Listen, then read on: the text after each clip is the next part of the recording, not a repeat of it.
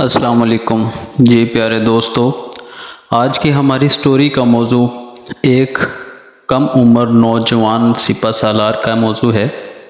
17-18 برس کا نوجوان جو نہایت نیک اور پاک باز سندھ کے ہندوؤں کا جو اپنی ایک روایت ہے کہ اس طرح کا آدمی تو اوتار ہی ہو سکتا ہے۔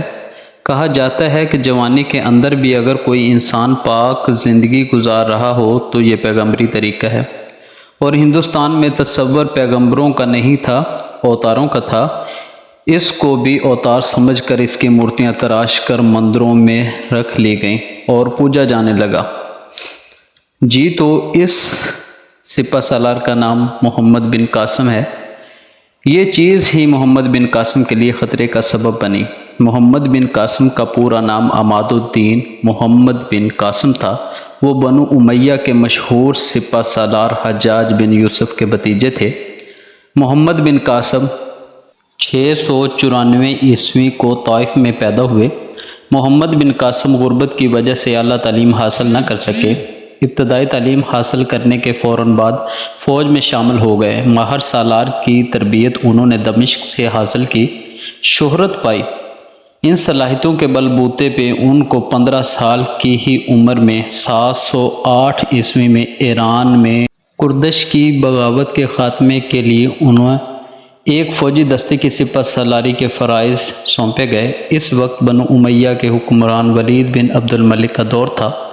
اس مہم میں محمد بن قاسم نے کامیابی پائی اور ایک معمولی سی چھاونی کو ایک خاص شہر بنا دیا، اور پھر 17 سال کی عمر میں ان کو سندھ کی مہم پر سالار بنا کر بھیجا گیا۔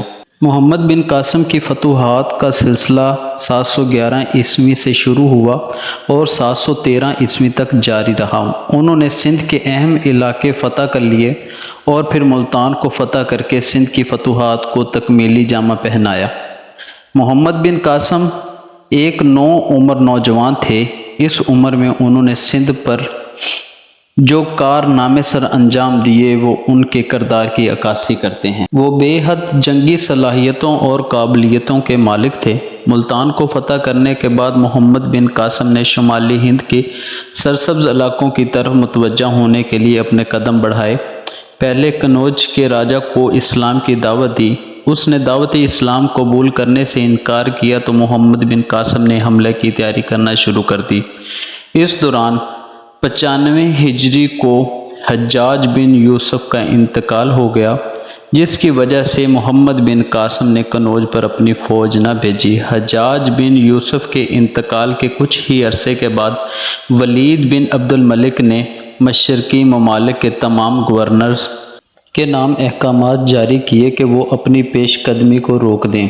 محمد بن قاسم کو شمالی ہند کی فتوحات کی خواہش پوری کرنے کی حالات نے اجازت نہ دی، اور کچھ ہی ماہ بعد 96 ہجری میں خلیفہ ولید بن عبد الملک کا انتقال ہو گیا۔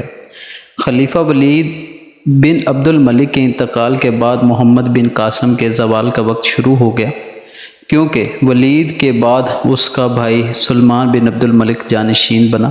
سلمان بن عبد الملک نے یزید بن ابی قبیشہ کو سندھ کا والی بنا کر بھیجا اور حکم دیا کہ محمد بن قاسم کو گرفتار کر کے بھیجے۔ جب محمد بن قاسم کے ساتھیوں کو اس سنگین غداری کا پتہ چلا تو انہوں نے اپنی وفاداری کا ثبوت دیتے ہوئے کہا کہ ہم آپ کو اپنا امیر مانتے ہیں اور ہم آپ کے ہاتھ پر بیعت کرتے ہیں۔ ہم خلیفہ کا ہاتھ آپ تک ہرگز نہیں پہنچنے دیں گے۔ لیکن محمد بن قاسم نے خلیفہ کے حکم کے سامنے خود کو جھکا دیا۔ محمد بن قاسم کو گرفتار کرنے کے بعد دمشق بھیج دیا گیا۔ محمد بن قاسم سندھ میں تقریباً 4 سال رہے۔ سندھ کو فتح کرنے کے بعد انہوں نے یہاں کا نظام کامیابی کے ساتھ چلایا ہوا تھا۔ سلمان بن عبد الملک نے انہیں واصف کی قید خانے میں گرفتار کرا دیا۔ 7 ماہ کی قید کی بندش جھیلنے کے بعد وہ اس دنیا فانی سے کوچ کر گئے۔ اللہ پاک نے عالم اسلام کو بہت سے عظیم سپہ سالاروں سے نوازا ہے، جیسے کہ محمد بن قاسم آئے، صلاح الدین ایوبی آئے، نور الدین زنگی آئے، شہاب الدین محمد غوری آئے، طارق بن زیاد آئے، یوسف بن تاشفین آئے، شیر شاہ سوری آئے، شمس الدین التمش آئے، اورنگزیب عالمگیر آئے۔ ان سپہ سالاروں کی ہسٹری بھی ہم آپ کے سامنے رکھیں گے۔ آئی ہوپ آج کی ہماری سٹوری کا موضوع آپ کو اچھا لگا ہوگا۔ اسی کے ساتھ ہمیں اپنی دعاؤں میں یاد رکھیے گا۔ اللہ آپ سب کا حامی و ناصر ہو۔ جزاک اللہ۔